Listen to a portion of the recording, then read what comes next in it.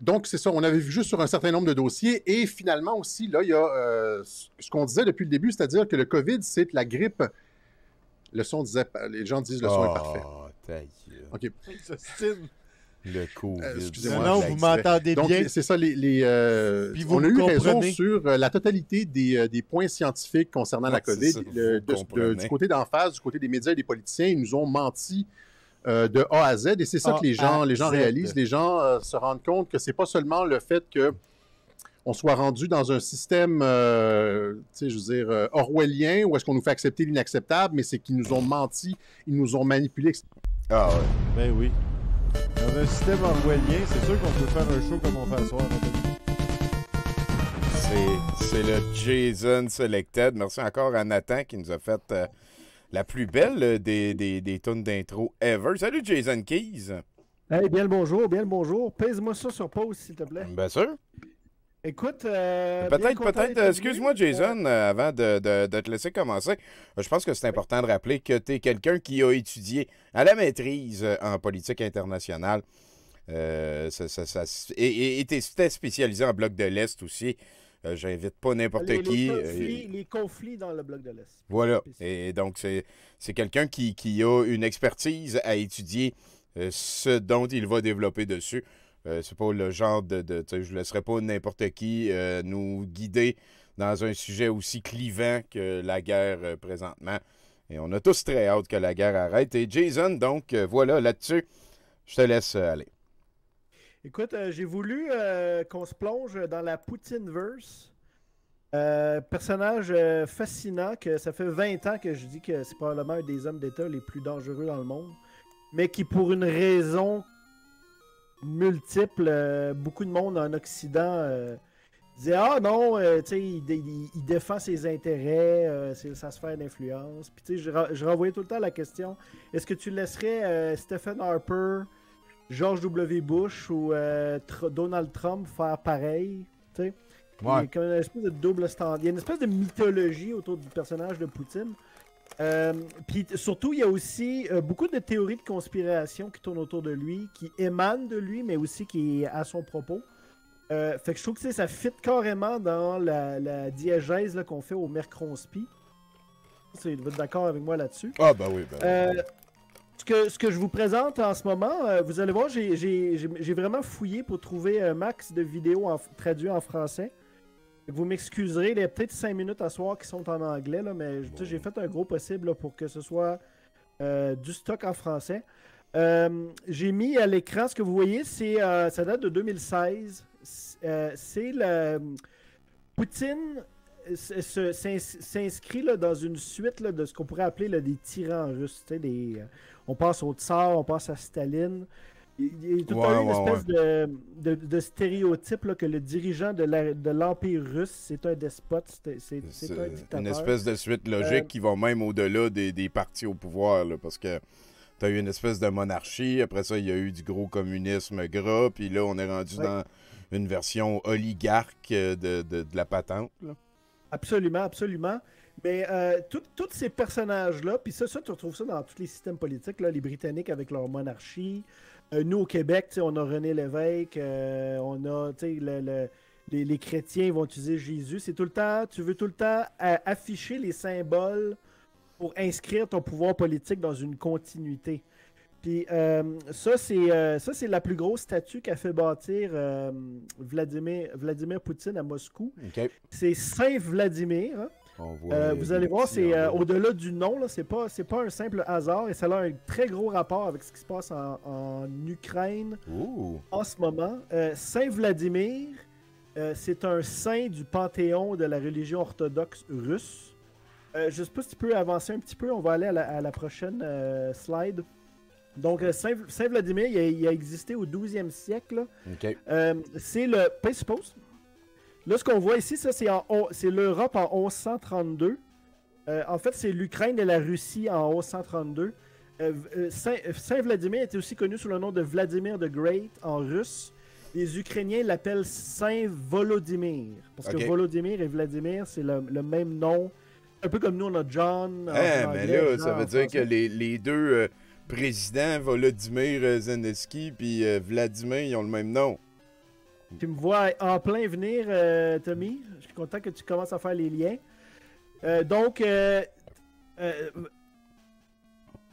Saint-Vladimir, c'était le prince de Kiev, la ville de Kiev qui est la capitale de l'Ukraine. Ouais.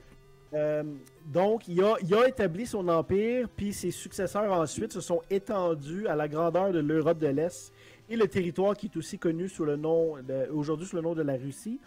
Ces gens-là avaient une descendance avec les Vikings. À l'époque, on les appelait les Russes, R-U-S. Ça, c'était la caste marchande des Scandinaves. La caste guerrière, la caste des Skalds, qui étaient comme les prêtres. Les Russes, c'était les commerçants. Puis Vladimir était un descendant de cette lignée-là, puis il s'est installé à Kiev et tranquillement, pas vite, il a conquéri les territoires autour. C'est des guerres médiévales. C'est le berceau de ce qu'on appellerait la civilisation russe. On est quoi, comme 1000 ans plus tard? La langue russe serait partie de cette civilisation-là. Okay. La religion orthodoxe russe aussi. C'est pour ça qu'il est canonisé comme saint dans leur religion. Et Poutine se réfère beaucoup à lui. Quand il dit c'est qui t'inspire, ben, il renvoie tout le temps à Saint-Vladimir. Puis c'est pas un hasard son obsession avec l'Ukraine. J'en ai souvent parlé dans la semaine passée. L'Ukraine, c'est le grenier à blé de l'Europe. C'est encore aujourd'hui en 2020, on va dire en 2021, parce que là, on verra pour la récolte de 2022. Là. Mais je pense que c'est 30% des exportations agricoles dans le monde total viennent de l'Ukraine. L'Afrique et le Moyen-Orient sont extrêmement dépendants d'avoir des exportations. Je sais pas si tu peux passer ta souris là, à travers la Black Sea qu'on voit en bas au sud. Donc, on retrouve des traces de ça. Quand tu lis des textes de la Grèce antique, là, la guerre entre les Spartes et les Athéniens, ils vont chercher leurs grains en Ukraine. Toutes les guerres au Moyen-Âge, tu avais souvent, là, on faisait affaire avec l'Ukraine. La Pologne du 16e siècle avait conquéri l'Ukraine, puis s'en servait pour faire le commerce avec l'Espagne, l'Empire espagnol qui était super puissant. Là, on parle dans le temps des conquistadors. Ouais. Et ça revient tout le temps. L'Ukraine est tout le temps au centre de l'histoire. Il y a beaucoup de gens là, qui découvrent ça maintenant en 2022, là, mais à travers toute l'histoire, ça a tout le temps été un pôle géopolitique très important. Quand l'URSS a fait son industrialisation pour payer ses machines, ça c'est dans le temps de Staline, pour payer ses machines à l'Occident qui achetait aux Britanniques et aux Américains, c'était avec de l'exportation de grains, fait qu'ils ont affamé des Ukrainiens pour, à la place de leur donner à manger, on exporte on va faire du profit avec ce qui aurait pu nourrir notre peuple à la place de nourrir notre peuple et faire moins de profit. Exactement. Puis Hitler, là, quand il parle du Lebensraum, là, tout son programme nazi d'espace vital pour les Allemands, ben, l'Ukraine est mentionnée partout dans ça. C'est qu'il voulait saisir l'Ukraine pour en faire le truc principal pour libérer en fait les paysans allemands pour qu'ils peuvent travailler dans des industries modernes. Okay. Pour créer Hitler était beaucoup inspiré par l'American Dream de Ford. Là. OK. Toute son espèce de programme raciste puis de conquête passait par prendre l'Ukraine. C'est pas pour rien que les grosses batailles de la Deuxième Guerre mondiale ont eu lieu sur le territoire ukrainien. Son but, c'était de faire tomber l'URSS pour créer une espèce de super-État, là, le Reich de Milan. Ben, ça incluait l'Ukraine dans le lot. Surtout, ça a tout le temps été. Puis, Poutine n'a jamais digéré qu'à la chute de l'URSS, l'Ukraine est devenue indépendante de la Russie. Alors qu'elle était sous le joug russe là, depuis depuis les tsars, hein, j'en ai parlé en masse. Ouais. Donc, tu sais, c'est une espèce de...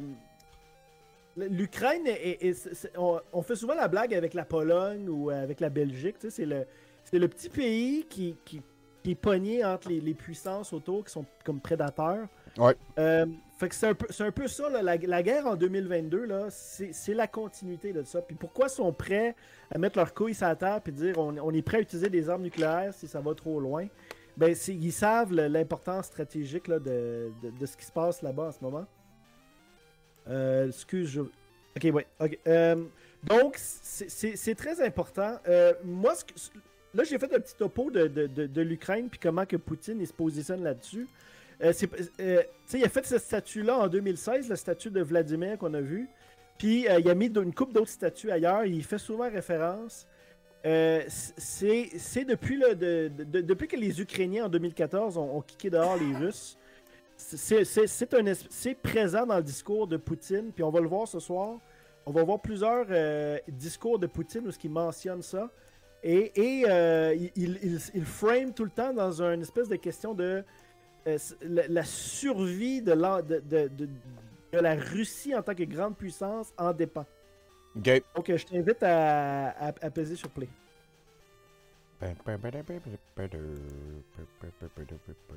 Donc, ça c'est Place Post. Ouais. On sait peu de choses. Bon, fais juste non, je vais y revenir. On sait peu de choses de la vie de Poutine à l'époque de l'URSS. Tout ce qu'on sait, c'est qu'il était un membre du KGB. OK. Le KGB, qui était la police secrète de l'Union soviétique. Il était basé en Allemagne de l'Est, hein, tu sais, qu'on pense au mur de Berlin. Là. OK. Lui était, tu sais, ça c'est Poutine dans les années 70-80. Dans le temps qu'il faisait le party. Dans le temps qu'il faisait le party, il était pas très élevé hiérarchiquement, puis il a pas fait grand-chose, fait qu'il y a peu de traces. Quand tu fais pas bouger trop la boîte, là, Ouais. et ça fait pas des traces sur le plancher, ben. Ouais. Fait que tout ce qu'on sait, c'est ça, c'est qu'il était un agent du KGB impliqué, installé à Dresde, en Allemagne. Puis quand l'URSS s'est effondré, il est revenu à Saint-Pétersbourg, où ce qu'il était, qu'il habitait dans le fond. Puis c'est là qu'il s'est mis à, ensuite, dans les années 90, il s'est tenu beaucoup avec l'administration municipale de Saint-Pétersbourg. Il a comme monté les échelons rapidement, là. Et éventuellement, tu sais, il s'est présenté en politique, puis ça, puis il est devenu le premier ministre de Boris Eltsine. Boris Eltsine était le président russe de l'époque, dans les années 90, on s'en rappelle. Ouais, Premier ministre en Russie ne veut pas dire la même chose que ici au Canada. C'est pas, le premier ministre, c'est pas celui qui a tous les pouvoirs. C'est comme un peu comme le second du président. OK. Dans les années 90, bien sûr, Boris Eltsine était le président. Et éventuellement, généralement, la façon dont ça marche là, dans le système politique russe, c'est celui que tu nommes premier ministre, il est souvent compris comme celui qui va prendre ta place quand tu pars. Quand il y a eu en 99, Boris Eltsine a été empêtré dans un gros scandale de corruption. Et tu avais sous toile de front la guerre en Tchétchénie, qui était un mouvement séparatiste islamique avec des bases islamiques dans le sud de la Russie. OK. Et il y avait une grosse guerre là, depuis 93. Il va y avoir là, on va aller voir un reportage qui est la base d'une grosse théorie de conspiration qui tourne autour de la prise de pouvoir de Vladimir Poutine. OK. La prise de pouvoir de Vladimir Poutine en 99, c'est probablement, je dirais, un des top 5, là. Mettons, là, tu dis dans le monde des théories de conspiration, là, lequel tu me donnerais, mettons, là? L'assassinat de JFK. Après ça, ceux qui sont groundés, là, pas les affaires flyées. Le 9/11. 9/11 is an inside job. Ouais, c'est ça, on est pas mal dans... L'ascension de Poutine en 99 a des bonnes bases groundées, mais j'ai lu beaucoup sur le sujet, là. Je vais vous laisser juger par rapport au petit reportage qu'on va voir. Il y a eu une série d'attentats à la bombe dans des appartements dans plusieurs villes de Russie qui a fait des centaines de morts. Un peu comme un 11 septembre c'est comme le 11 septembre des Russes à l'époque. Ouais. Vraiment, là, c'est des gros attentats à la bombe, le style, pensez Timothy McVeigh à Oklahoma en 95. Là, c'est des séparatistes tchétchènes qui ont mis des bombes dans des tours de HLM. Bah, Tu sais, les tours d'HLM, t'as des centaines de personnes là-dedans. Ils mettaient des bombes la nuit. Ben ouais, bah. Puis, Poutine s'est servi de que ce soit lui qui était derrière ça ou pas, il s'est servi de ces attentats-là pour mousser sa popularité, gagner les élections et tasser l'opposition. Je t'invite à peser sur play pour la suite. Ce que beaucoup de populistes font, ben oui, sans oui. l'avoir complété. You had to be deaf, dumb, and blind not to see what was going on. Fallait que tu sois And in aveugle pour pas voir. particular, you had to be En particulier, willfully ignorant il fallait if you que tu didn't see the implications of the veuilles reassignment. ignorer de ne pas voir les répercussions des affaires qui se sont passées. Comment les bombations russes... Comment les attentats de 99 ont aidé Poutine à prendre le pouvoir. C'est ça. C'est décrit. Fait que c'est ça. the Ça, summer c'est of il interview ce journaliste-là. Je vais parler par-dessus. the Ça va approval rating of Okay. former Laissez aller un President peu. Yeltsin was 2%. There appeared to be no chance whatever that Putin, who was designated by Yeltsin as his successor, could Tronche sympathique possibly ici. become Ah oui, the next vraiment. Russian president. The apartment bombings changed T'as mis everything. ton micro à It off, was said after Jason. those buildings went up that Ouais, excuse. now we're living in a completely different country. Il y a eu plus de 200 personnes qui ont été tuées dans les bombations. Et les Russes ont blâmé les Tchétchènes. As the savior of the country, he was put in charge of a war in Chechnya. The bombings were blamed on Chechens without any evidence whatsoever. And Okay. as a result Ils ont of the dit que successful c'était les prosecution Tchétchènes of qui that faisaient war, des bombes, mais il against n'y all avait pas de odds, he preuve. was elected the next Russian C'était president. nébuleux si c'était vraiment eux. Ouais. Puis, tu sais, la position officielle, c'était que c'était des. Tu vois, là, à la fin de 99, ça, c'est Boris Yeltsin, là, qu'on voit à gauche. Ouais.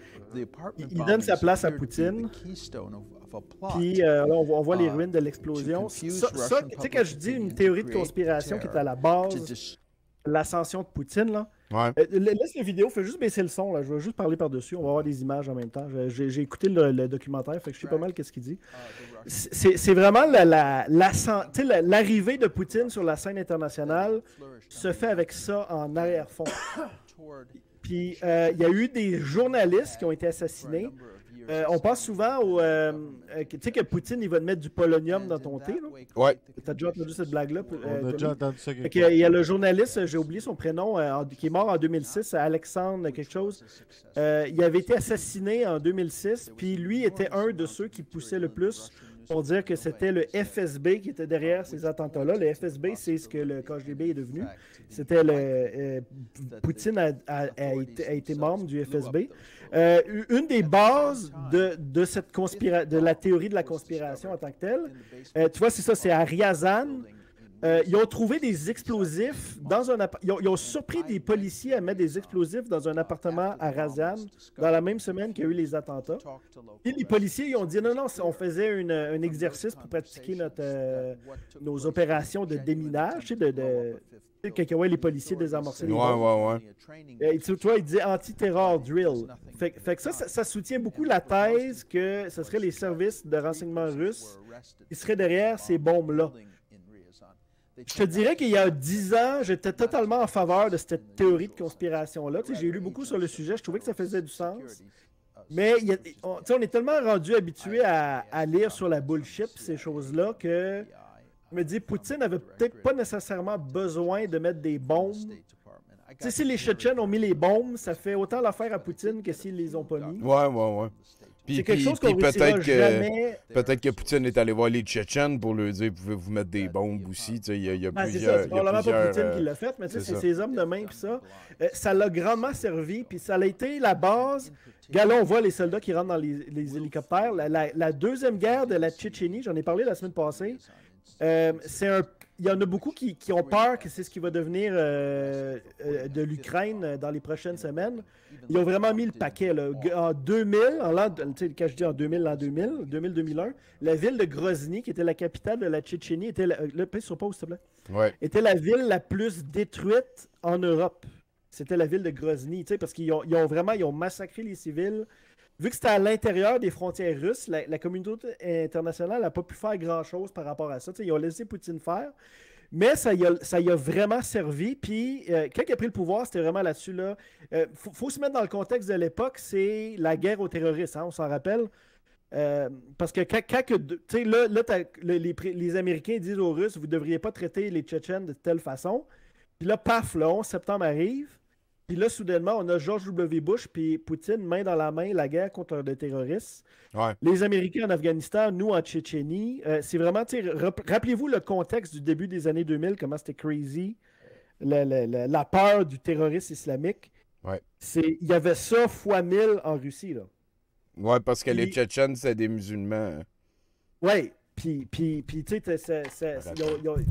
sais, Tu avais l'appareil, la propagande d'État qui faisait ça. Ouais. Là, on va aller voir un petit documentaire rapide sur le système politique en Russie puis comment Poutine y contrôle ses opposants. Je t'invite à mettre le son sur celle-là, ça va être le fun, c'est en français. La conjoncture économique favorable joue aussi en sa faveur. La Russie, alors deuxième producteur mondial de pétrole, profite de l'explosion des prix de ces années-là. Vladimir Poutine veut donner l'image d'un homme fort. Pour les Russes, il est le garant de la stabilité. Plus il reste au pouvoir, plus il incarne la stabilité. Les Russes préféraient un régime plus ferme pour la garantie d'une stabilité. La population russe a peur de la déstabilisation, de la dégradation de la situation économique et sociale. Mais depuis quelques années, sa popularité baisse.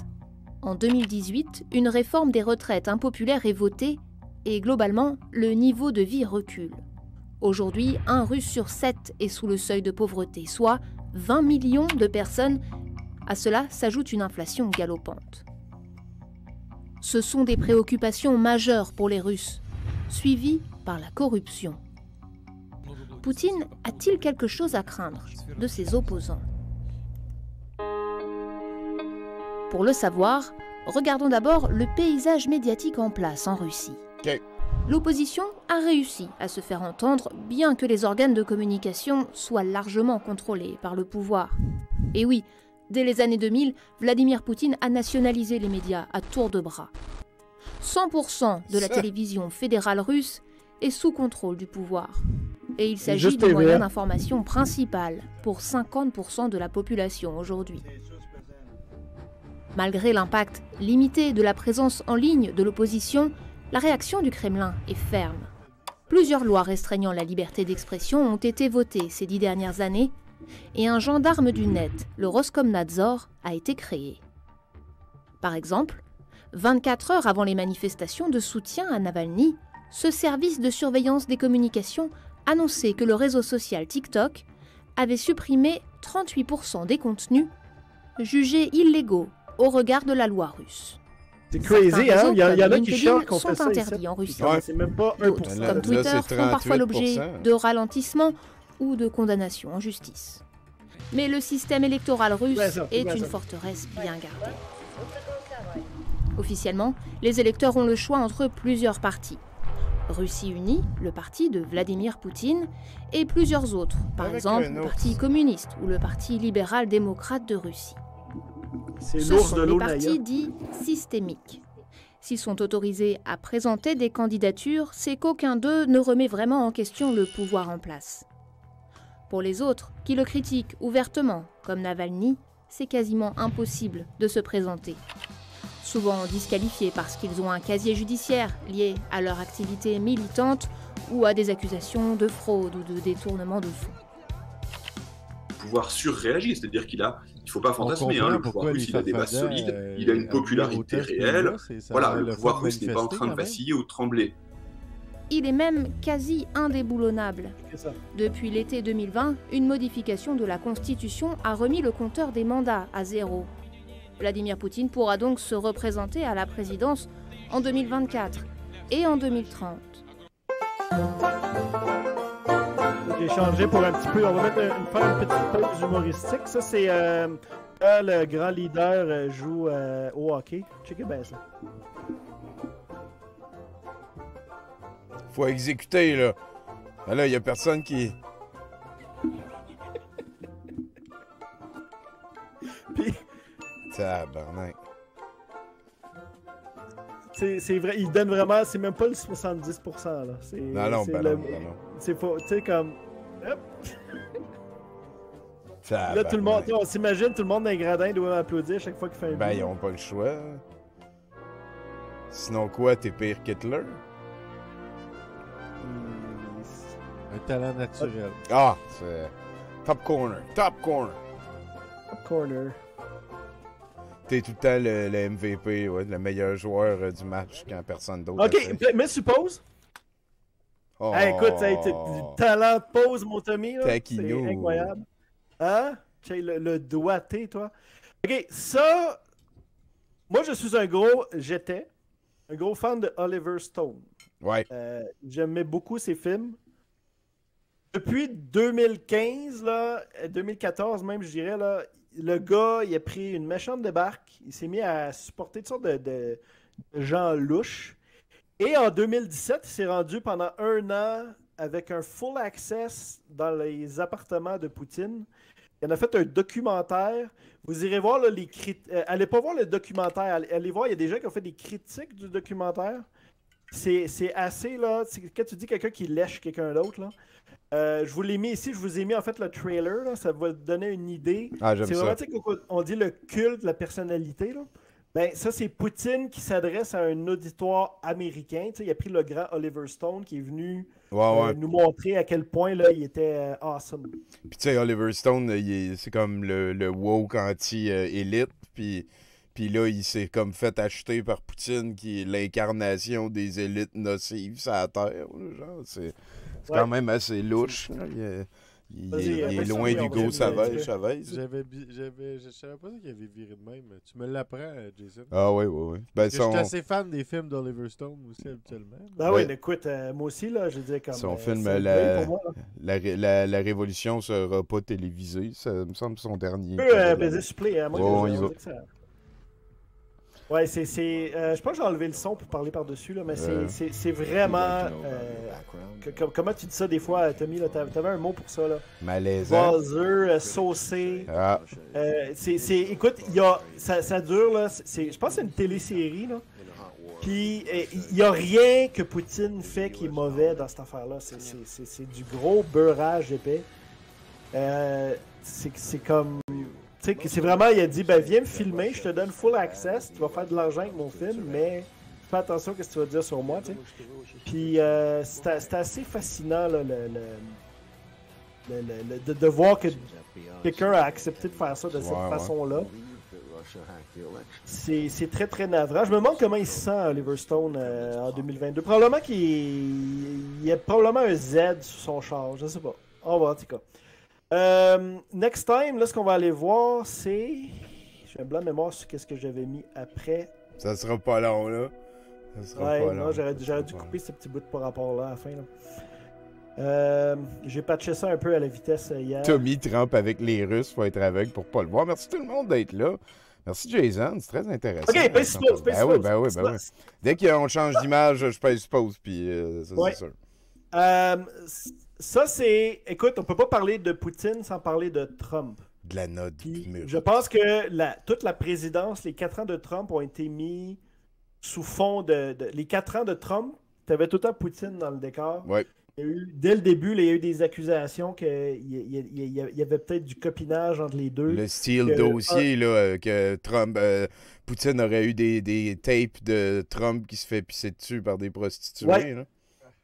Les Russes ils appellent ça du compromat. Ça s'écrit avec un K. K-O-M-P-R-A-M-A-T. Compromat. Okay. C'est quand tu obtiens des affaires qui vont embarrasser quelqu'un. Puis là, ben, il devient ta marionnette ensuite parce qu'il veut pas que tu lâches ça sur les ondes publiques. Surtout quand tu détiens 100% des télés dans le pays. Ouais. En 2021, il y avait eu un leak au Guardian, le journal Guardian qui est basé au Royaume-Uni. Un leak qui venait en fait du FSB, puis ce qui nous donnait un peu, là, c'était la première fois qu'on avait accès à des semi-preuves de l'ingérence de Poutine dans l'élection de Trump en 2016. Okay. Tu vois, l'article, c'est Kremlin Paper appear to show Putin plot to put Trump in the White House. C'est beaucoup plus subtil là, que de dire, bon, on a des tapes, là, puis c'est beaucoup plus subtil. C'est par de l'ingérence avec des trolls Internet. Oui. On en a parlé souvent. Ça a été démontré par le rapport Mueller, ça aussi. C'est ça. Mais tu vois, The Report, le rapport numéro 32, classifié secret, dit que Trump était le... Parce que le rapport, il date de pendant l'élection américaine de 2016. Okay. Ça dit que Trump est le candidat le plus désirable parmi tous ceux qui se présentaient là, aux primaires républicaines. Puis que, tu vois, il dit « The word in Russian is perspectivny ». Et il mentionnait notamment le fait qu'un candidat comme Trump qui deviendrait le président, créerait un chaos social qui permettrait de faire en sorte que les États-Unis vont moins se mettre dans les pattes des manœuvres de la Russie sur la scène internationale. Puis comme on le sait, c'est exactement ça qui s'est passé. La raison pourquoi Trump a été impeach, c'est parce qu'il avait fait de l'extorsion auprès du président ukrainien Zelensky. Ouais. Il avait dit donne-nous de la dirt sur Joe Biden. Tu sais, prétend que tu as des fausses infos sur Joe Biden, des infos compromettantes sur Joe Biden, notamment son fils qui avait fait de la business en Ukraine back in the days. Si tu es capable, si tu nous dis publiquement là, que tu as ça, ça va embarrasser Joe Biden pendant l'élection.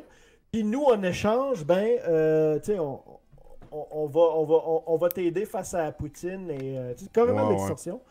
Moi, je pense que c'est une pratique que tous les pays font tout le temps, mais c'est rarement que c'est mis dans les publiquement comme ça. Là, ouais, effectivement. Continue, paye sur Play. À moins que tu veux ajouter quelque chose par rapport à la relation, parce que j'y reviendrai plus. Là, on va aller dans quelque chose de beaucoup plus juicy, qui est Poutine et la COVID. Est-ce que tu avais de quoi ajouter par rapport à Trump et Poutine? Ben, je sais qu'il y avait des talks pour que Trump fasse une Trump Tower à Moscou avant qu'il soit élu et blablabla. Mais tu sais, c'est dans le sens que ça fait longtemps que Trump puis la Russie, ça se jase et le reste. Ah oui, c'est des oligarques ensemble. C'est ça, exactement. Mais je pense qu'on peut avancer avec ça. Ouais. OK.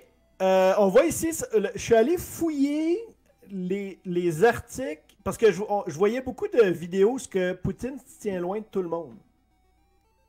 Puis tout le monde disait que c'était parce que c'est comme un jeu de pouvoir, tu sais, c'est pour affaiblir l'autre, le rendre petit. Ouais, avoir genre de manœuvre de palais. Moi, j'ai ma théorie, c'est ma théorie du complot, que Poutine est terrifié de la COVID. On a ici un article de 2020, ça dit que, dans le fond, ça c'est pendant... tu vois, les gens qui viennent... Ça date de 2020, là, donc c'est vraiment avant, c'est au début de la COVID, là, avril. Ouais. Rappelez-vous le mindset à l'époque. Ça dit que le président russe fait passer les gens qui viennent le voir dans un tunnel de désinfection. Futuristique. Et que là-dedans, le journaliste s'est lâché lousse, là, et peut-être qu'il n'avait jamais vu ça avant. Il s'asperge d'un nuage d'aérosol. En avril, il a été confirmé que toutes les personnes qui veulent voir Poutine doivent passer un test pour le virus avant. La chambre de désinfection, le tunnel, a été manufacturé par une compagnie de la ville russe de Penza et a été installé dans le Poutine's Country Dacha, c'est son chalet. Là. Bon, ben voilà, dans son chalet, dans la ville de Novo-Ogobra, à l'ouest de Moscou, où le chef russe s'est retraité virtuellement à temps plein après quelques-uns de ses officiels aient testé positif pour le coronavirus. Ça inclut le premier ministre Peskov. Poutine a fait une brève apparence publique la dernière semaine, la première en plusieurs semaines. Fait que lui, il avait peur du virus. Ouais, tu vois, j'ai d'autres preuves, tu vas voir, mais juste là, vous vous amuserez à googler Poutine Dacha. Tu sais, quand je dis chalet, pensez pas à un chalet dans les Laurentides. Là. Non, une dacha, c'est quelque chose. C'est un château, là. OK. Oh non, c'est clair. Ben, on espère qu'il y a du plaisir, là. Ça, c'était pendant les Olympiques à Tokyo. Tu vois, il y avait une réception. Vas-y, fais-nous, t'as fait une excellente Ben oui, les frais de retour des victoires à Tokyo. Les Olympiens russes médaillistes médaillés, bien entendu, se préparaient pour une réception avec Vladimir Poutine plus tôt ce mois-ci, quand ils se sont fait dire qu'ils devraient passer une semaine en quarantaine avant la rencontre avec le président. Je ne peux pas encore croire que je vais avoir à m'asseoir dans une pièce pendant 7 jours, a dit Angelina Melnikova, une gymnaste qui a écrit sur les réseaux sociaux. Mais les requirements, ça n'était pas nouveau. Tous les officiers seniors, les journalistes et même les vétérans de la Deuxième Guerre mondiale devaient s'isoler avant de venir en Breathing distance, c'est à portée de parler. À portée de respiration de l'homme. Et le nouveau héros des anti-mesures sanitaires. C'est un dur de dur, oui, hein? C'est vrai que c'est weird. C'est pour ça que je voulais le mettre dans ma chronique, puis merci Max. C'est ça qui me fascine. ce gars-là... Je veux dire, il a enfermé du monde. Genre, ben ça doit venir d'un merdia qui veut juste laisser aller et qui disent la bullshit. Ouais, j'avoue. Moi, il y a un gars comme Sylvain Laforêt. J'avais pas vu ça de même, Tommy. C'est sûr.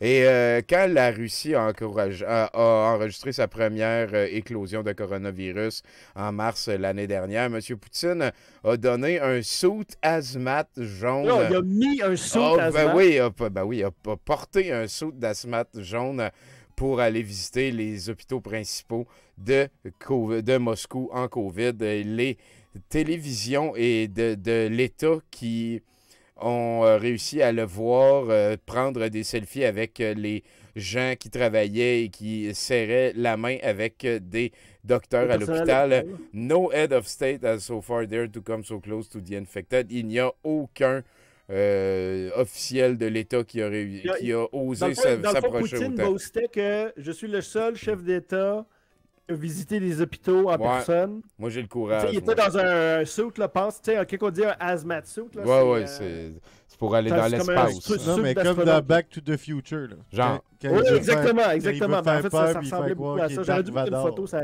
aurait été meilleur. Fais le truc suivant, je pense que c'est une vidéo après. Nom de Zeus. Il y a plein de photos comme ça. Poutine, il rencontre, là... Mets sur pause. Ça, si vous l'avez probablement vu, là, ça, c'est Poutine avec son conseil des ministres pour parler de la guerre de l'Ukraine. La gang. Avec la distance, là. Non, mais ça, c'est photoshopé, ça. Ouais, c'est ça. Ils ont rajouté... c'est de la job, photoshopper ça, là. Il y a une vidéo si vous voulez aller voir. Là. Puis moi, j'aime bien, là, je suis convaincu qu'en dessous de son coude, c'est des boutons pour ouvrir des trappes. Ça, c'est quand il a rencontré le président Macron. Encore la même chose. Vous voyez la distance. Vraiment. Ils disent que c'est pas... Tu sais, il y a beaucoup de... Il y en a ça des criminologistes, là, des experts du Kremlin. Okay. Ils disent que c'est pour un genre de power play pour intimider les autres. C'est sûr. Mais t'en as qui disent que c'est parce qu'il y a vraiment peur. Tu sais comment il est full distance. Là, ouais, il sauve pour que l'autre le rattrape pas. C'est pissant. Tous les tyrans ont ces espèces d'histoires-là. Ben ouais, tu deviens paranoïaque. Mao, il se brossait pas les dents là, pour je sais plus quel style. Okay, là, ce qu'on va aller voir, c'est la veille de l'invasion de l'Ukraine. J'ai réussi à le trouver en français. Oh! Poutine a fait un discours pour... c'est sa déclaration de guerre, dans le fond. Là. OK. À l'Ukraine. Le discours s'adresse... Non, suppose. Regarde, suppose. Là, ça, vous allez bien écouter qu'est-ce qu'il va dire. Puis après ça, je vais commenter. Des fois, je vais te dire de mettre sur pause, puis je vais expliquer ce qu'il dit. Ça me va. C'est en français. Vous allez vraiment voir à quel point le gars, son mindset, vous allez reconnaître beaucoup de codes qu'on a déjà vus au Mercronspi. C'est vraiment, c'est très victimaire. Comment tu appelles ça, Tommy, la victimite? La victimite. La victimite.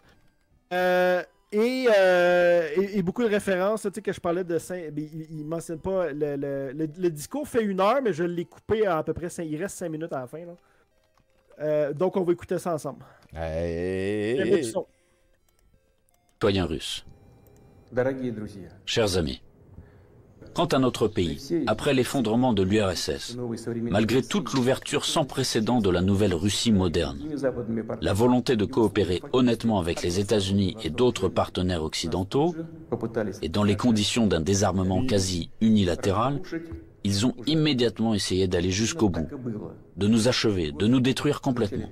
C'est exactement ce qui s'est passé dans les années 90, au début des années 2000, lorsque l'Occident, dit collectif, a soutenu très activement le séparatisme et les gangs de mercenaires dans le sud de la Russie. Quels sacrifices, quelles pertes, tout cela nous a-t-il alors causé? Quelles épreuves avons-nous dû traverser avant de briser définitivement le terrorisme international les bombes tchétchènes? Il n'y a pas de preuve, pas en tout. Quand il dit... Dans le fond, ce qu'il a mentionné, c'est... Ce qu'il est en train de nous dire, c'est que la Russie était tombée à terre après la chute de l'URSS et moi, je l'ai relevé. Ce qui fait référence, c'est quand il dit les années 90, c'est les années de corruption de Boris Eltsine. Début des années 2000, c'est le terroriste tchétchène. Puis là il dit ça, on est dans les théories de conspiration. Là. T'as vu, il a mentionné, là, il n'a pas dit les terroristes tchétchènes. le mot qu'il a utilisé, il a dit les mercenaires de l'Occident. Oui, c'est ça. Il les a transformés juste parce que ça faisait son affaire, mais il n'y a pas de preuve de ça, rien. Là. Il fait juste les transformer parce que ça fait son affaire. C'est de la sauce. C'est la victimite. Là. C'est la Russie était dans le chaos. Moi, c'est du law and order, c'est un conservateur. J'ai remis la Russie en superpuissance. On continue. Si j'étais pas là, il n'y aurait pas eu de vague. T'en souvenons. Et nous ne l'oublierons jamais. Jamais. En fait, jusqu'à récemment, ils n'ont cessé de chercher à nous utiliser dans leurs propres intérêts, de détruire nos valeurs traditionnelles, de nous imposer leurs pseudo-valeurs, ce qui nous consumerait, nous, notre peuple, de l'intérieur. Ces attitudes qu'ils imposent déjà. Poutine fait constamment référence au fait que dans le fond, les Américains nous imposent leurs valeurs. Là. Ça, il parle des woke. C'est tout, là, les valeurs qu'il mentionne, là, c'est de se tourner le dos à la religion, parce que Poutine est main dans la main avec la religion orthodoxe. On a vu la grosse statue que j'ai présentée au début. C'est, les LGBT, toute cette question-là, oubliez pas qu'en Russie, si tu es un homosexuel, tu te fais battre dans la rue, tu vas en prison. Donc, tu sais, ça fait référence à ça. C'est tout le même discours, un peu comme les imams musulmans. Là. C'est la décadence de l'Occident. Moi, en tant que, tu sais, comme je suis un muret des valeurs traditionnelles russes qui nous ont rendus forts et fiers. Je vous protège collectivement contre la décadence infâme qui ne répond à rien de ce que les vieilles traditions comme la Bible puis ce que ma grand-mère fume ont envie qu'on respecte dans ce beau pays qui est la Russie, qui est dépourvu de nazis, sinon t'es Hitler. Vas-y, explique. Déjà agressivement dans leur pays et qui conduisent directement à la dégradation et à la dégénérescence, car ils contredisent la nature humaine. La nature humaine. Cela n'arrivera pas et personne n'y est jamais arrivé. Cela ne fonctionnera pas non plus maintenant. Mais la Russie ne peut pas se sentir en sécurité, se développer, exister avec une menace constante venant du territoire de l'Ukraine contemporaine. Je rappelle que dans les années 2000-2005, nous avons riposté militairement aux terroristes du Caucase, défendu l'intégrité de notre État, préservé la Russie. En 2014, nous avons soutenu les Criméens et les résidents de Sébastopol. En 2015, nous avons utilisé les forces armées pour mettre un obstacle sûr à l'infiltration de terroristes de Syrie en Russie. Nous n'avions pas d'autre moyen de nous protéger. La même chose se produit à l'heure actuelle. On ne nous a tout simplement pas laissé d'autres possibilités de protéger la Russie, notre peuple, à l'exception de celles que nous devrons utiliser aujourd'hui. On n'a pas le choix. Les circonstances exigent que nous prenions des mesures décisives et immédiates. Les républiques populaires du Donbass ont demandé de l'aide à la Russie. À cet égard, conformément à l'article 51, partie 7 de la Charte des Nations Unies, conformément à l'autorisation votée par le Sénat de la Fédération de Russie et en application des traités d'amitié et d'assistance mutuelle avec la République populaire de Donetsk et la République populaire de Lugansk, ratifiés par l'Assemblée fédérale le 22 février dernier, j'ai décidé de mener... Oui, c'est au bout à l'Est. Avec des nomenclatures très bureaucratiques, comme à bonne époque. Là, la manière qu'on les connaît, pour l'instant, vu qu'ils sont encore dans l'Ukraine, leur drapeau officiel, ces régions-là, c'est des croix gammées de ce que j'ai vu sur Facebook. C'est pas vrai, ça. Une opération militaire plus des aigles impériaux russes et des choses comme ça. Là. Spéciale. Oui, il y a des nazis des deux bords. Son objectif est de protéger les personnes qui souffrent des abus et du génocide de la part du régime de Kiev depuis 8 ans. À cette fin, nous nous efforcerons de démilitariser et de dénazifier l'Ukraine et de poursuivre en justice ceux qui ont commis des crimes nombreux et sanglants contre des civils, y compris des citoyens de la Fédération de Russie. À cet égard, je m'adresse également aux citoyens ukrainiens. En 2014, la Russie a été obligée de protéger les habitants de Crimée et de Sébastopol de ceux que vous traitez vous-même de nazis. Les habitants de Crimée et de Sébastopol ont choisi de rejoindre leur patrie historique, la Russie, et nous l'avons soutenu. Je le répète, il était tout simplement impossible de faire autrement. Les événements d'aujourd'hui ne sont pas liés à la volonté de porter atteinte aux intérêts de l'Ukraine et du peuple ukrainien.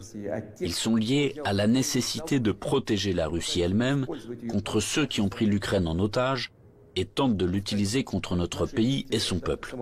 Je le répète, nos actions relèvent de l'autodéfense, contre les menaces qui pèsent sur nous et contre un désastre encore plus grave que celui d'aujourd'hui. Aussi difficile que cela puisse être, je vous demande de le comprendre et je vous appelle à la coopération pour tourner au plus vite cette page tragique et avancer ensemble, pour ne permettre à personne de s'immiscer dans nos affaires, dans nos relations, mais les développer de manière indépendante, afin que cela réunisse les conditions nécessaires à la résolution de tous les problèmes et, malgré l'existence de frontières entre les États, nous renforcerait de l'intérieur comme si nous ne formions qu'un. Je crois en cela. Je crois que tel est notre avenir. Je dois également m'adresser aux militaires des forces armées ukrainiennes. Chers camarades, ce n'est pas pour que les néo-nazis d'aujourd'hui prennent le pouvoir en Ukraine que vos pères, vos grands-pères, vos arrière-grands-pères se sont battus contre les nazis en défendant notre patrie commune. Vous avez prêté serment d'allégeance au peuple ukrainien et non à la junte hostile au peuple qui pille l'Ukraine et persécute ce même peuple. Ne suivez pas ces ordres criminels. Je vous exhorte à déposer les armes immédiatement. Immédiatement. Quand il parle, là, il parle des peuples ukrainiens comme si c'était... Il faisait partie de la gang à Poutine. T'as remarqué ça, hein? Ouais. Puis n'écoutez pas les ordres de la junte au pouvoir à Kiev. Ouais, parce que ça, c'est le gouvernement qui a pris la place de celui qui a été mis dehors de manière super illégale par son propre parti, mais qu'il oublie de mentionner que c'est son propre parti. C'était une élection, ouais. C'est ça. Il va souvent aussi mentionner, je pense que les conspis, parce qu'il mentionne aussi dans d'autres discours là, depuis des années, il parle tout le temps avec là, c'est comme tu sais, mettons Alexis Cossette-Trudel qu'on a vu tantôt, il parle tout le temps le nouvel ordre mondial, les globalistes. Poutine utilise ce lexique-là, les synonymes en russe. Là. Ouais. Puis il présente tout le temps, dans le fond, le gouvernement de Kiev, c'est des pantins globalistes mis là par les États-Unis. OK. Pour anéantir les traditions, les valeurs et nanana. On prend tout le temps, on s'enfonce de plus en plus vers la Russie. Ah ouais. C'est ça, du nationalisme niaiseux, c'est ça. Ouais, donc en 2022, le nazisme est multiculturel. Ouais. Ben oui. Eh ben, très inclusif. Écoute, les nazis ont mis un juif au pouvoir à Kiev. C'est ça. Oui. Et à rentrer chez vous. Maintenant, quelques mots importants, très importants, pour ceux qui seraient tentés de s'ingérer dans les événements en cours.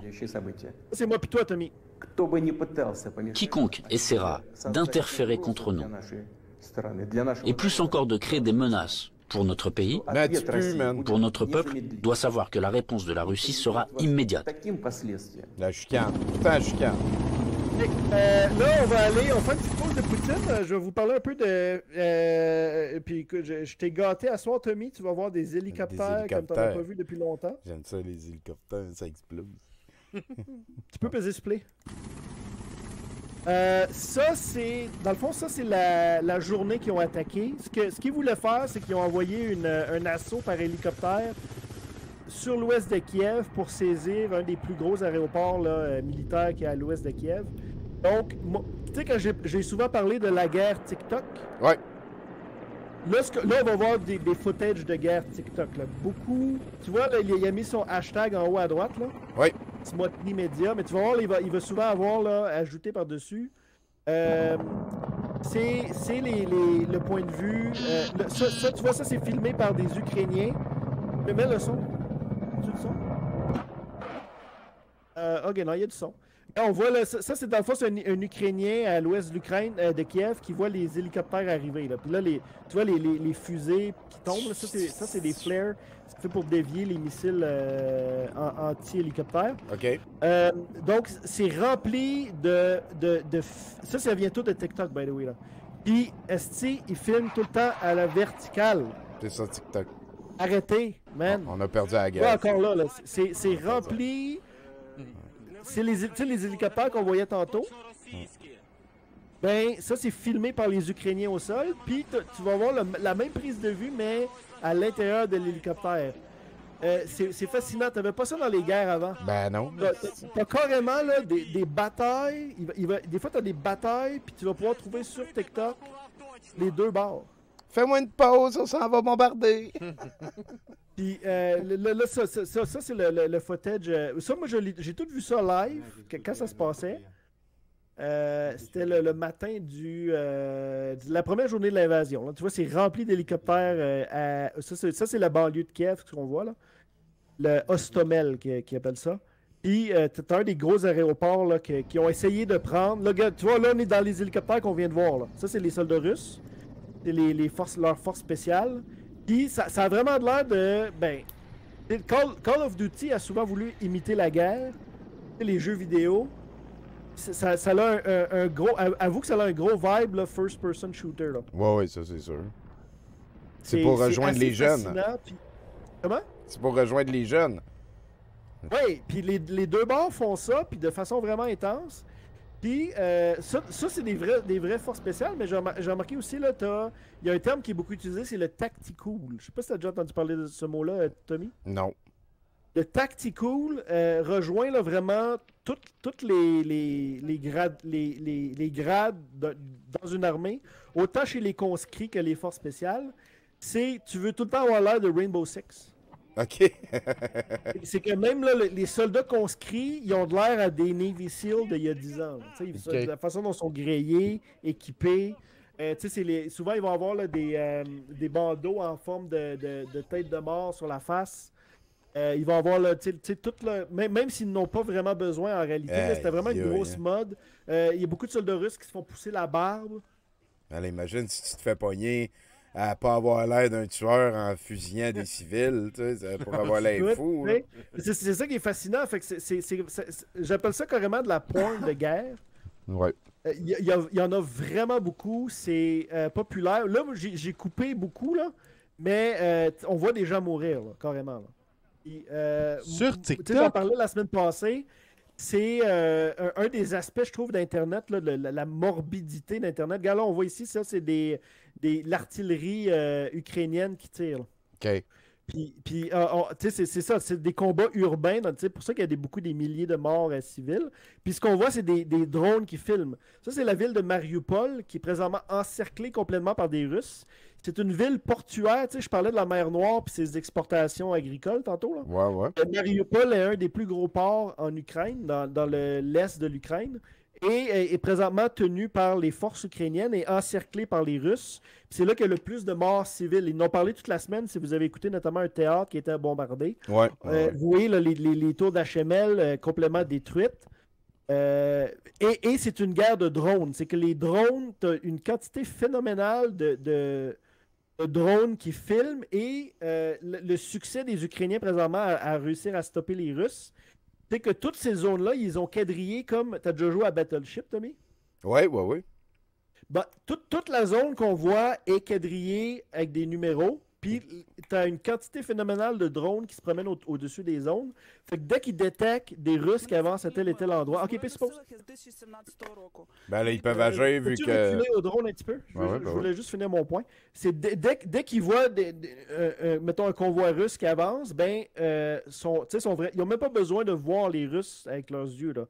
Ils vont rentrer dans le computer. OK, ils sont à telle position sur notre grille de Battleship.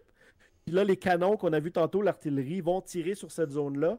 Et grâce aux drones, c'est super précis. Là. Wow, hein, c'est assez capoté. Je croirais dans Terminator. Oui, c'est très, très meurtrière. Ils disent que l'artillerie est en train de redevenir la force principale de cette guerre-là. Okay. Plus que les tanks deviennent des cercueils. Là. Il y a une quantité phénoménale de tanks détruits. J'ai lu un rapport, ils ont par preuve vidéo accumulé, ils sont rendus à genre 2000 tanks. Là. OK. Le tank a plus rapport sur le champ de bataille. C'est complètement dépassé. Puis bien sûr, moi, ce qui m'attriste, c'est ça. Mets le son sur celle-là. Ça, c'est les Valkyries de Kiev. Quand je dis la guerre TikTok, là, c'est un peu comme des Instagrammeuses feraient. Ouais. Puis là, je dis pas ça d'une façon péjorative, là, mais c'est que les soldats se mettent en scène. Ça sert à passer des messages patriotiques, à ramasser des dons, puis ça. Donc là, ce qu'on va voir, c'est quelques vidéos. Ils appellent les Valkyries de Kiev. Parce que t'as des femmes, c'est la différence des guerres dans le passé. Quoique dans la Deuxième Guerre mondiale, les Soviétiques avaient beaucoup de femmes, mais quand même. Mais c'est qu'on voit maintenant des femmes au front. Fait que je t'invite à peser sur play. Puis les Valkyries, ben, c'est des Scandinaves. Puis là, c'est comme dans le temps avec les Scandinaves. Que tu disais que les Russes, c'était des Scandinaves. З 2017 року. Мені доводилось з вами воювати, але тепер запам'ятайте, Валькірії Києва будуть убивати вас на кожному кроці. Вам доведеться відповісти за те, що ви натворили на моїй землі. Смерть ворогам! Мене звати Каріна, і ще тиждень тому я навіть собі не могла уявляти, що буду у руках тримати зброю. Але зараз, коли кляті кацапи прийшли на мою землю, вбивають моїх співвітчизників, вбивають наших жінок і дітей, я не можу бути у стороні, як і мільйони українців. Окупанти вас будуть вбивати з кожного вікна. Кожна людина, і якщо ви йдете до України, знайте, ви йдете на вірну смерть. Мене звати Тамара, і кілька тижнів тому я була представником культурних спілок Києва. Але зараз я була змушена взяти до руки зброю. І кожен чоловік, кожна жінка та кожна собака буде вбивати окупантів, які прийшли на нашу землю. Смерть ворогам. Il y en a vraiment beaucoup, là. Pèse sur pause. Tu vois, ça, c'est... Linou, fais-nous la traduction. C'est quand même triste, mais en même temps, ça montre à quel point... Quand on dit ici, on est dans un pays libre, là, on n'a pas à avoir des affaires comme ça, là. Olga Semidianova, une mère de 6 enfants, a été tuée en combat contre des bâtards russes. Elle a manifesté son désir de défendre son pays jusqu'au bout, même quand elle savait que leur bataillon pourrait ne pas survivre. She is, c'est une héroïne d'Ukraine. Elle est mon héroïne. Ouais. Donc, c'est ça. Fait que là, tu sais, il y a beaucoup souvent, quand je dis guerre TikTok, c'est que une journée, t'es su sur les réseaux sociaux, puis après ça, paf, ça devient comme des martyrs, là, parce qu'ils meurent au combat. Là. Les pertes sont quand même... C'est une guerre. C'est un phénomène qu'on n'avait pas vraiment avant. Avant, ils vont montrer, mettons, à la télé, au bulletin de 6 heures, le Marine qui s'est fait tuer en Afghanistan. Ouais. C'est tout filtré par l'État. Ils ne vont pas dire les bâtards russes, tu comprends? Ouais. Continue, tu peux peser sur play. C'est bon, je vais aller checker ça ici. You can go your own way. Okay, ça vient d'un manuel, d'une analyse. Vas-y, je reviens. Vas-y, tu peux en parler. Après ça, on va retourner dans les théories de conspiration. Là, je vais finir la guerre en Ukraine. Ça vient d'une analyse de la logistique de l'armée russe faite par des Américains. Okay. Dans le fond, ce qui conclut, là, je l'ai mis en rouge ici, c'est qu'un convoi de véhicules russes peut faire c'est 180 miles. Je sais pas ce que ça donne en kilomètres, là. Mais bon, c'est la distance qu'ils peuvent... Ouais, t'es à 250, là. Faut que tu fasses fois plus 30%.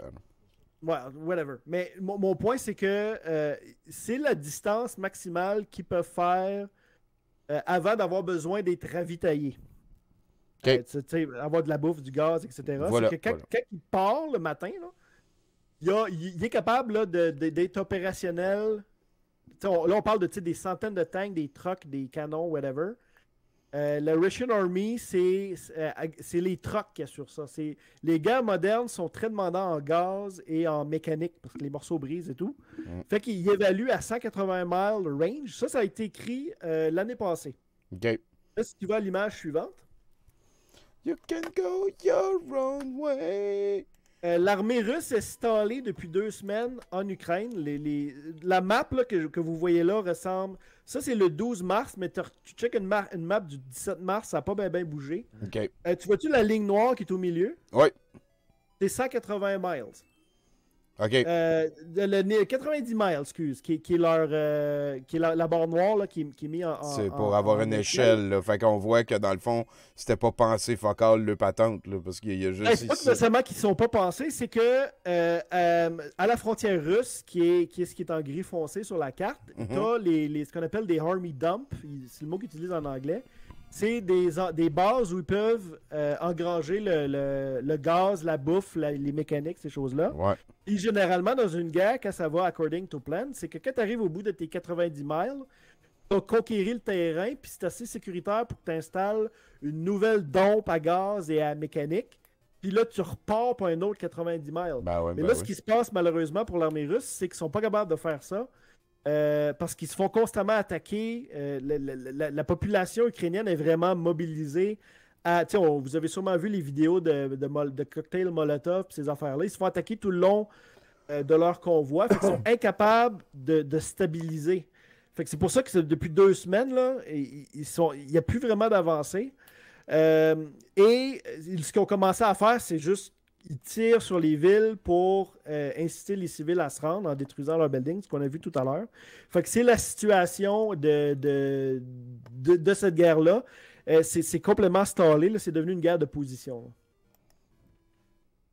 Tu peux continuer. On va aller à la télé d'État russe. Je pense que c'est ça mon prochain bloc. On va aller en apprendre. On retourne dans la sauce. En tout cas, c'est comme une bonne nouvelle pour ceux qui prennent pour les Ukrainiens. C'est que ça montre que la solution. Moi, je trouve que en tant que pacifiste, là, nous sommes au courant de c'est une bonne. Je trouve que c'est une bonne nouvelle parce que ça montre que la solution militaire, puis c'est constant dans l'histoire, là, quand un despote décide d'utiliser l'armée comme c'est Clausewitz, la continuation de la politique, généralement, ça foire. Ouais. T'as peu de guerres modernes qui se sont soldées. L'Afghanistan, l'été passé, on l'a vu. Le Vietnam, hein? Ça a fait une quantité de films de gens qui ont des traumatismes. Si le peuple veut pas, au final, c'est pas mal perdu comme temps puis énergie. C'est ça. Quand on dit que c'est une calamité, là, l'Ukraine en est un autre exemple. Mais là, il est stallé. Qu'est-ce qu'il fait, Poutine? Il appelle à ses fans à l'étranger. Je t'invite à baiser sur Play avec du son. Face en Ukraine, les soldats russes mènent des opérations militaires pour amener la paix et l'ordre. Ah oui. Face au nationalisme ukrainien. Nous, soldats africains. Là, il continue, il dit qu'il va se rendre en Russie, en Ukraine pour se battre au bord des Russes. Ça, c'est le même genre de vidéo, mais c'est en arabe. Vous avez le son. C'est des soldats syriens qui... T'as remarqué le Z au début, hein? Ouais. C'est des soldats syriens qui se rendent, qui s'embarquent pour se rendre en Ukraine pour, dans le fond, là, Poutine est en train, il y a tellement de pertes, il y a tellement de pertes qu'il est en train de remplacer son monde par des mercenaires de l'étranger. Là, ce qu'on va voir, c'est un documentaire, un reportage de Radio-Canada sur la désinformation autour des réfugiés ukrainiens. Vas-y, tu peux mettre le son à play. Se trouve à une 50aine de kilomètres seulement d'Odessa. C'est par la petite Moldavie que des centaines de milliers d'Ukrainiens ont déjà pu fuir le conflit. Il fallait faire quelque chose pour aider ces gens qui fuient une crise à côté de notre pays, dit Kristina, qui, comme de nombreux Moldaves, participe à des activités de bénévolat. Mais en Moldavie, on ne voit pas que des gestes de solidarité à l'endroit des réfugiés. Depuis le début de la guerre, les Ukrainiens font l'objet d'une campagne de désinformation sur les réseaux sociaux. Dans cette vidéo publiée sur TikTok, cet internaute parle de pillage et de réfugiés qui attaquent des camionneurs et volent leurs véhicules. Ici, cet homme reproche au gouvernement d'accueillir des Ukrainiens qui roulent en voitures luxueuses, alors que la Moldavie est l'un des pays les plus pauvres d'Europe. Un discours truffé d'exagération selon la journaliste Maria Vasilache. Si elle reconnaît que le poids économique est important pour le gouvernement, elle explique que l'immense majorité des réfugiés qui restent en Moldavie sont hébergés par de la famille ou des amis. Depuis le début de la guerre, cette vérificatrice de faits constate une augmentation dans la publication de fausses nouvelles. Dans cette ancienne république soviétique où se trouve toujours un territoire autoproclamé appuyé par la Russie, la désinformation est un problème loin d'être inédit. Pendant 30 ans de l'existence de ce pays, on a été toujours confronté à des fausses informations comme ça, à la propagande, si j'ose dire, qui est venue surtout de l'Est, surtout de la Fédération russe. La Moldavie, l'État moldave n'a jamais été préoccupé vraiment par la sécurisation de son espace informationnel, malheureusement. Cette fois-ci, les autorités ont décidé d'agir. À la recommandation du Conseil de l'audiovisuel, les distributeurs moldaves ont suspendu temporairement la retransmission d'émissions d'information venant de Russie. Des chaînes très influentes dans ce pays où plus de 10% de la population est russophone. Ici, la société est très la même chose, très partagée. Et les gens, il y a beaucoup de gens qui croient à ces informations. La guerre en Ukraine, avec ses conséquences politiques et économiques, risque de fragiliser davantage la Moldavie, un pays qui fait déjà face à d'énormes défis. Our people proved to be not so poor, indeed. In helping and doing good deeds to the Ukrainians. Mais pour Kristina, la crise aura au moins prouvé que malgré la pauvreté de leur pays, la générosité est une ressource dont disposent abondamment les citoyens de la Moldavie. Ici Raphaël Bouvier-Auclair, Radio-Canada. Bravo! Ça, c'est une manif anti-guerre en Russie. Check bien comment la police bouge vite. T'as pas besoin de peser sur pause. Le journaliste lui demande qu'est-ce que tu penses de la guerre. Tu peux mettre du son? Je sais pas. Y a-tu du son? Bon, ouais. Et voilà, elle est disparue. Sur sa pancarte, il était écrit 2 mots. Ouais. Sur sa pancarte, on l'a montré hier, mais il était écrit 2 mots en russe. Elle dit au journaliste, je vais dire 2 mots sur la guerre en Ukraine, puis là, il y a une pancarte, il est écrit 2 mots, puis elle se fait arrêter. Puis là, il y a un petit punch aussi, là, parce que... Oui, plus vite, je l'ai vu.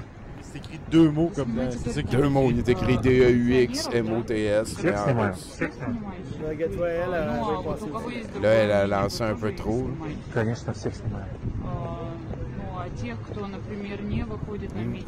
Enfin, on a un chef qui est en train de vider le marais, là. Pas un dictateur. Ben, Poutine est en train de sauver l'humanité. Ah oui, mais ça, on est au courant, mais elle va se faire ramasser. Elle relaie la propagande occidentale. Ben, elle n'est pas dupe, Tommy. Et voilà, voilà. C'était la propagande occidentale, finalement. Puis là, l'autre, eux autres, moi, je les arrête. Ouais, comment ça se fait que les autres ne sont pas arrêtés? C'est. Ben, parce que c'est nébuleux, mais j'imagine qu'ils ont leur mode. Le but, c'est plus de faire peur que de vraiment arrêter le monde. Regarde, ça, c'est. L'as-tu montré celle-là, Tommy? Non. Pancarte blanche. Pancarte blanche. Elle a une pancarte blanche, ça fait arrêter. Pancarte est blanche. Et voilà. On vient avec nous. Merci, bonsoir. Bye bye. Le vidéo était plus long, je l'ai coupé. Ah oui, ça c'est... on retourne dans la sauce poutinienne. Lui, il n'est pas en français, malheureusement. Ça date d'hier. Là, ça va mal, sa guerre. Fait qu'il se lâche lousse sur les gens qui font des manifs. Les traîtres. Tu vois, il va les appeler les scums. Vas-y, paye sur play. Et tabarnak. So the state media has been giving its viewers a geography lesson. Ok, donc ça c'est l'Ukraine selon la télé russe. Check ça. Which was a Soviet state before it gained its independence in 1991. Here, parts of the country are broken up into sections. The reporter says that these areas aren't really Ukraine's, but were gifts from past Russian and Soviet leaders. And this yellow part in the middle is the only section that's labeled. C'est fou là. Ну просто не оставили никаких шансов поступить иначе. The state media has amplified this narrative that the conflict with Ukraine isn't Russia's fault, but the U.S. and its Western allies are to blame. В планах США навязать Европе войну с Россией. Безответственные западные политики создают угрозы для нашей страны. A few days after the invasion, Putin raised the stakes again. Перевести. Ben non. Ça prend l'armée qui place un chef. Démocratie.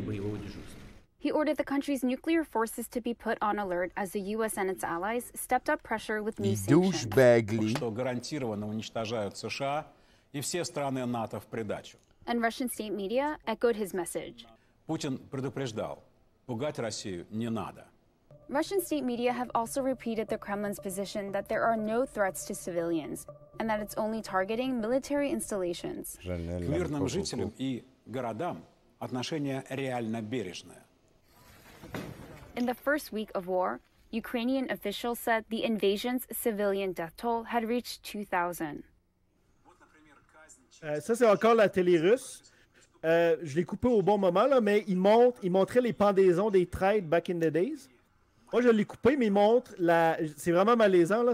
Le vidéo, il dure 5 minutes. Je sais pas si tu sais, Tommy, mais des gens qui se font pendre, ça prend du temps. Ouais, ben des fois, là. Des fois, le coup casse, puis des fois... Ouais, non, mais, tu sais, ça, c'est... suppose. J'ai fait un petit... mais là, suppose. Ouais. En Ukraine, en 2014, les Russes ont abattu par erreur l'avion qu'on voit à l'écran en ce moment. Cet avion-là de Malaysian Airways passait au-dessus du territoire de l'Ukraine, qui était le territoire du Donetsk, là, qui était en guerre civile à l'époque. Et ils ont abattu, en pensant probablement que c'est un avion ukrainien, ils ont abattu cet avion-là. Et il y a eu une grosse enquête, parce que l'avion avait quitté la Hollande. Dans le fond, la police hollandaise a fait une grosse enquête et ont conclu que... Parce que là, les Russes, ils disaient non, c'est pas nous qui avons abattu cet avion-là. Je sais pas pourquoi il est tombé, tu sais. À ce jour, en 2022, ils continuent à nier qu'ils ont rapport avec cette histoire-là. Les conclusions de l'enquête ont dit qu'ils ont même trouvé la sorte de missile qui avait abattu cet avion-là. Okay. Mais ça fait il y a 8 ans. Tu as une trolley de théories de conspiration sur le vol MH17. Tommy, je te jure, tu pourrais faire un Mercronspi et un addendum complet avec le MH17. Ben oui. En plus, 17, c'est quoi la 17e? C'est QAnon. C'est Q, là. Tous les signes sont là. Faut vraiment, à un moment donné, être aveugle pour pas le voir. Écoute, je ne sais plus comment t'as l'expliquer. Ça, c'est une minute de condensé de toutes les théories de conspiration qui existent sur le vol de MH17. Je t'invite à baiser sur Play. You can go your own way. Ils n'ont pas encore admis leur culpabilité. Mais est-ce que les autres sont dans la gang de ceux qui ont toutes les preuves ou ceux qui ont aucune preuve? Ben, c'est la même gang. Parce qu'il y a clairement 2 gangs. NATO voulait tuer Poutine. Le nombre de 7 dans l'heure où l'avion est décollé, c'est des signes. Ça veut dire que c'est de la bullshit. Il y en a qui pensent que c'est le à 7 h le matin, c'est le MH17. Ah ben oui. Ça, c'est commun aussi. Là. Oui, c'est classique. C'est les Illuminati, voilà. Ah. Le classique. Mais ça, c'est celui qui permet de dormir avec le moins d'anxiété. Quand tu dis c'est jamais arrivé. Il y a des extraterrestres, oui. Un cover-up. Ah oui, parce que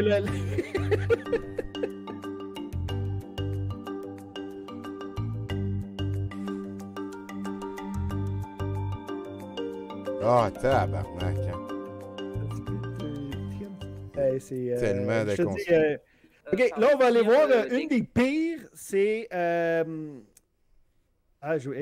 un blanc de mémoire sur son nom. Paysan, s'il vous plaît, pour que j'entende son nom. Etc. Il y a des blessés. C'est Anne-Laure Bonnel, c'est ça. Anne-Laure Bonnel, c'est une Française. Je te dirais que c'est la Mel Goyer de Poutine. OK. Là, elle se prétend journaliste, là. Elle s'est rendue en Ukraine en 2014. Elle habite dans les régions tenues par l'armée russe. Et elle fait un flow continuel de vidéos YouTube. Là, elle a été bannie de YouTube, je pense. Elle est sur VCOP, ces affaires-là. C'est vraiment quand tu vois des Français qui te sortent des théories de conspiration sur l'Ukraine, là, je te jure, Tommy, là, 9 fois sur 10, Anne-Laure Bonnel. Elle va être à la source. On va écouter juste un peu, là, puis je vais commenter par-dessus. Mais j'ai juste un clip d'elle, mais il y en a. Également. C'est une des pires. Pour garder ça en témoignage. Dans le fond, elle, ce qu'elle dit, c'est que les Ukrainiens font des génocides des Russes en Ukraine. Elle va souvent mentionner... Continue à peser sur play. Mais là, est-ce qu'il est invité à CNews? Simplement que depuis... Oui, mais ça date un petit peu. Ce conflit, mais il dure depuis 8 ans. Non, ça date du dernier mois. Non, ça a vraiment été invité à CNews. Les gens sont épuisés. C'est CNews, ils invitent Zemmour puis Boc-Côté. Oui, il y a son émission Boc-Côté. Ils sont très surpris que l'Europe... un truc qu'elle mentionne tout le temps, puis je suis vraiment curieux de l'entendre, c'est qu'elle va vous dire que la guerre au Donbass, qui est la partie séparée de l'Ukraine, les Ukrainiens ont tué 14 000 personnes, 14 000 civils. Ils vont tout le temps mentionner ça. Ça, je l'ai entendu très souvent. C'est facile à spotter parce qu'ils disent tout le temps 14 000. C'est un chiffre super rond. pour eux, c'est un quotidien. Quand tu regardes dans les faits, que tu fais comme une vérification, c'est que tu te rends compte que ce 14 000-là, c'est les morts des deux côtés militaires depuis 2014. Dans le 14 000, tu en as 3 000 qui sont des civils et 298 qui sont les passagers du vol MH117. Elle apprend tout ça, dont les 11 000 soldats des deux bords. Puis elle met tout ça dans une phrase, puis elle le répète constamment. Quand tu dis un mensonge, tu vas le répéter. Elle dit que c'est les Ukrainiens ont tué 14 000 personnes depuis 2014. Elle est super toxique et super vicieuse. Elle est présentée comme reporter de guerre actuellement dans le Donbass. Puis ici, le Québécois donne le relais à l'animateur vedette de ce poste de TV-là en France. J'assume. C'est incroyable. Regardez, les civils sont touchés. Tu peux avancer, Tommy. Il n'y a pas grand-chose à ajouter que par rapport à ce que j'ai ajouté là.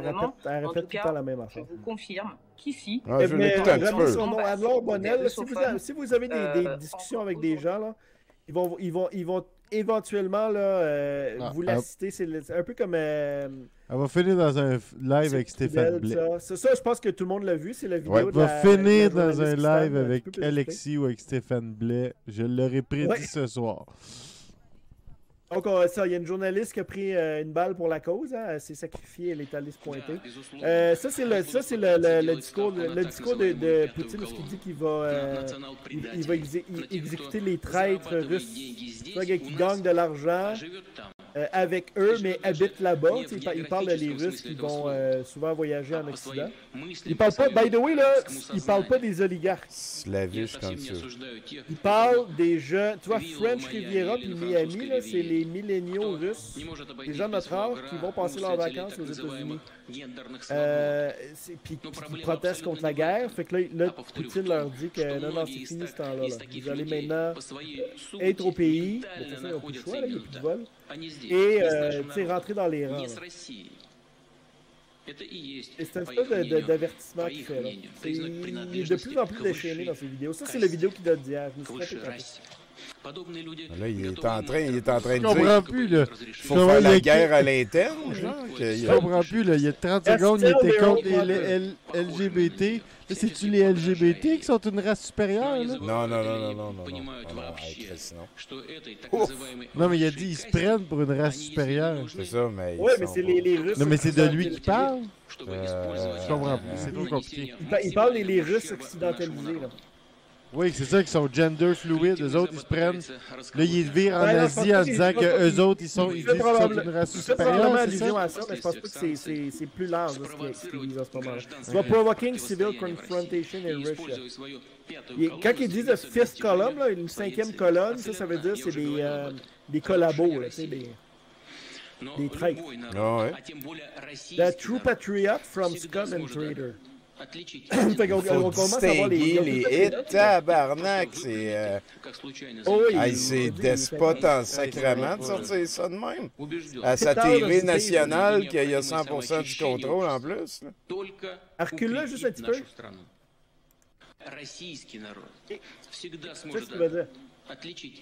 Plus? от подонков и спровоцировать гражданское противостояние в России и использовать свою пятую колонну к достижению своей цели. А цель одна, я уже говорил об этом, разрушение России.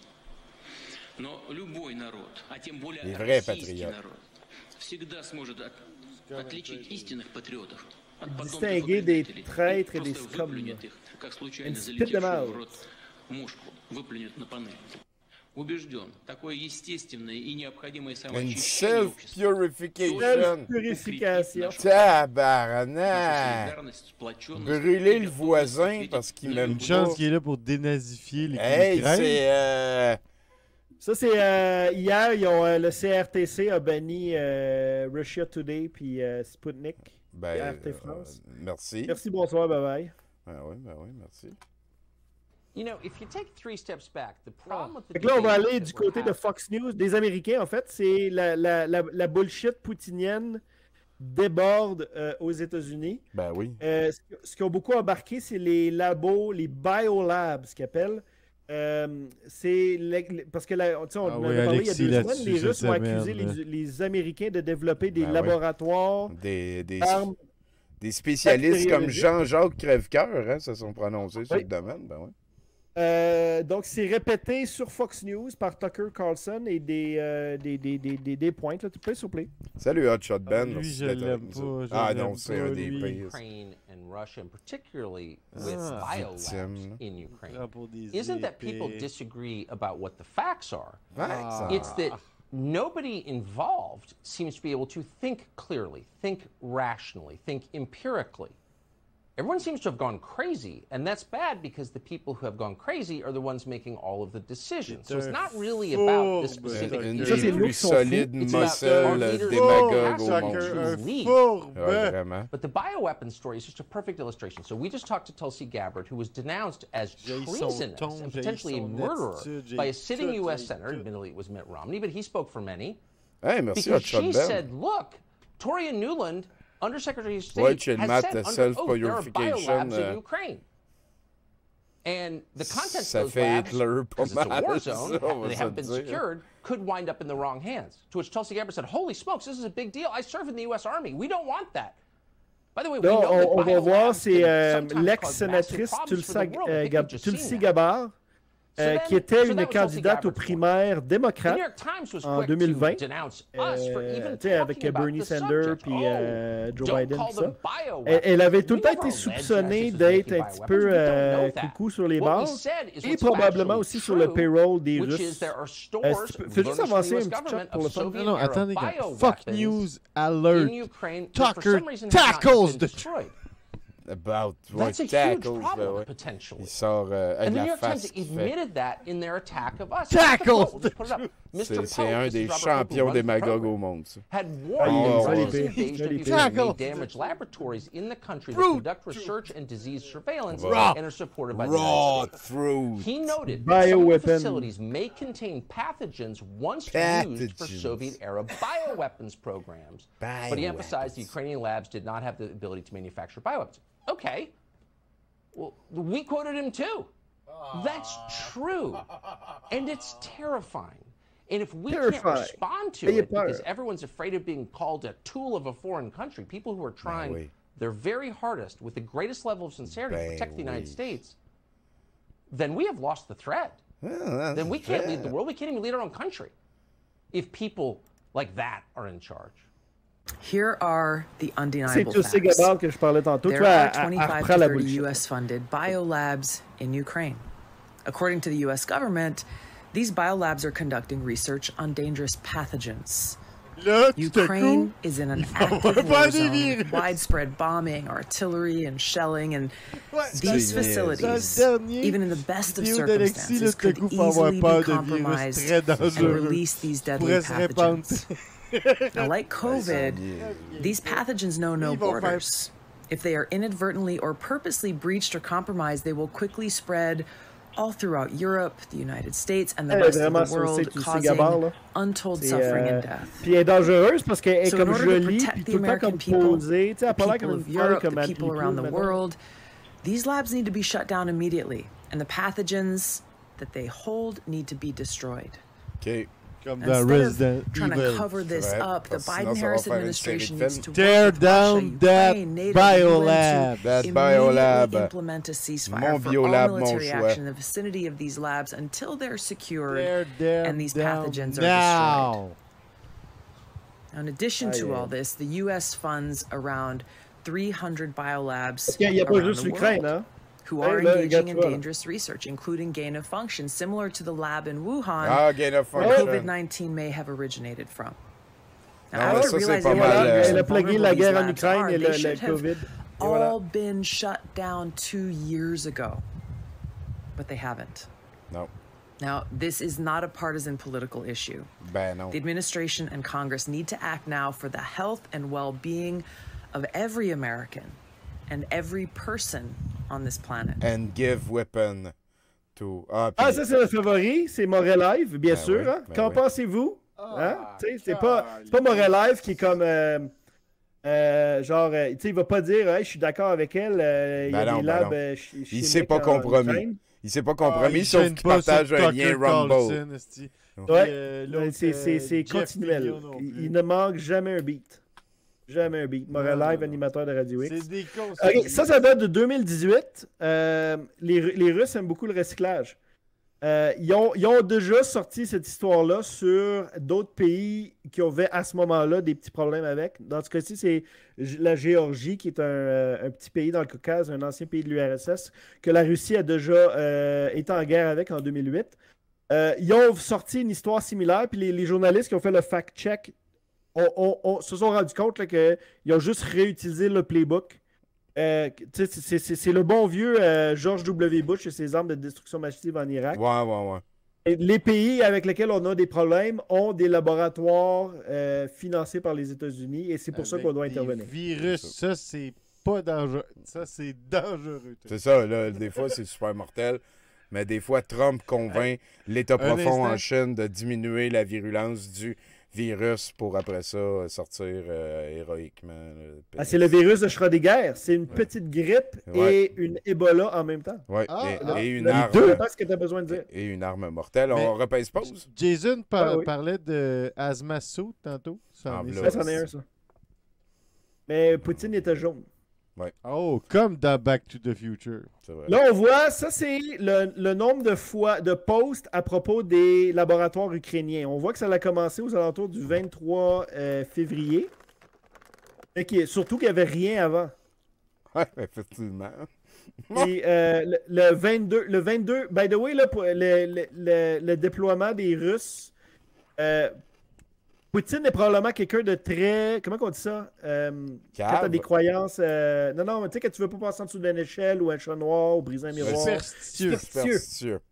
Parce que l'invasion de l'Ukraine a eu lieu dans le 24, mais tu sais, le temps qu'ils bougent les troupes, ils ont commencé le 22 du 2 à 22 heures. Pour la puissance du portail galactique. Oui, ça booste ton attaque de plus 2. Ben oui, j'adore ça, c'est sûr et certain. Ouais.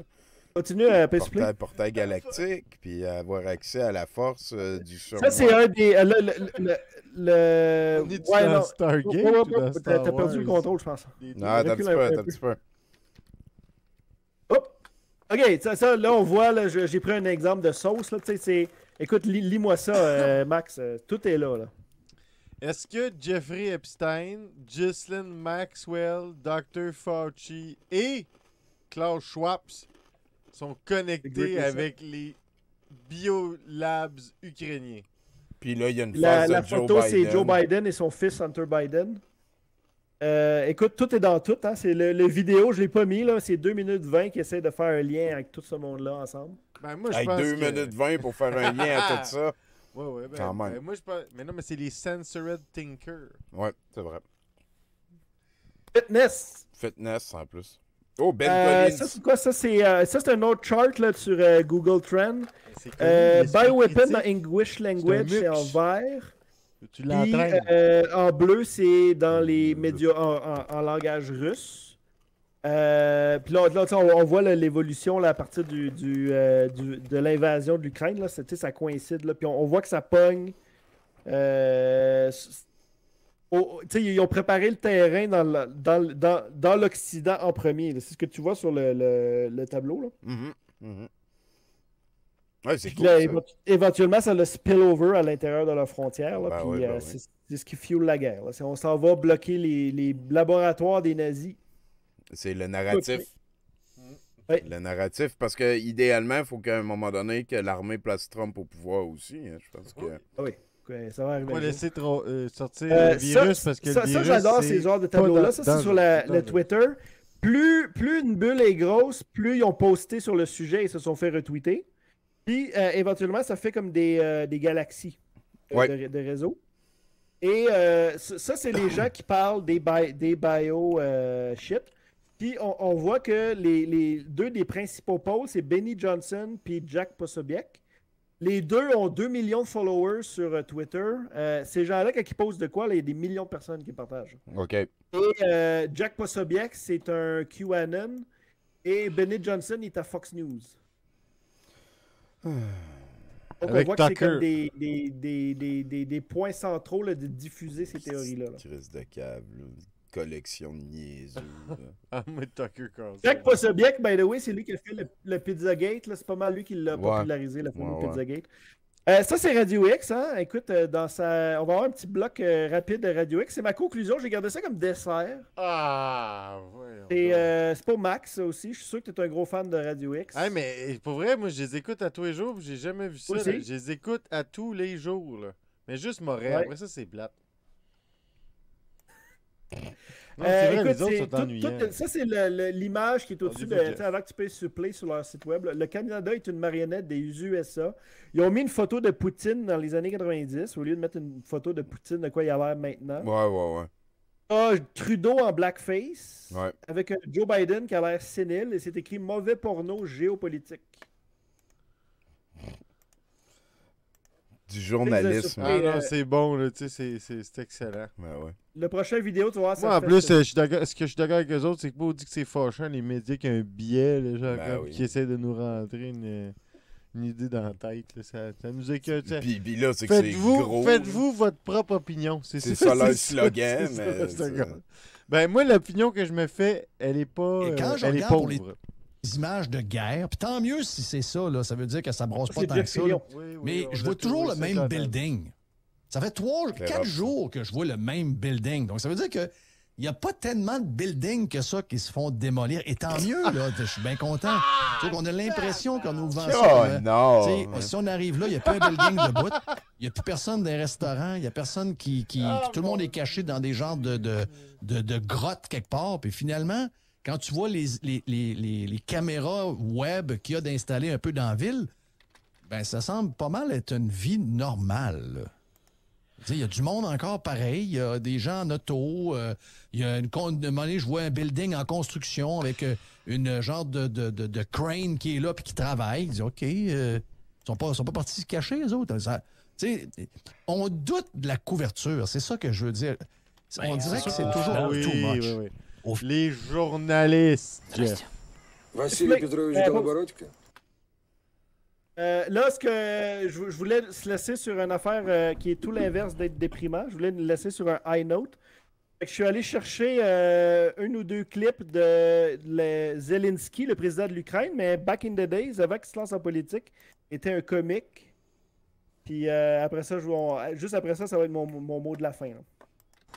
Да. Доброе утро, господин президент. Mesdames, messieurs, et... 1, 2, 1, 2, let's go!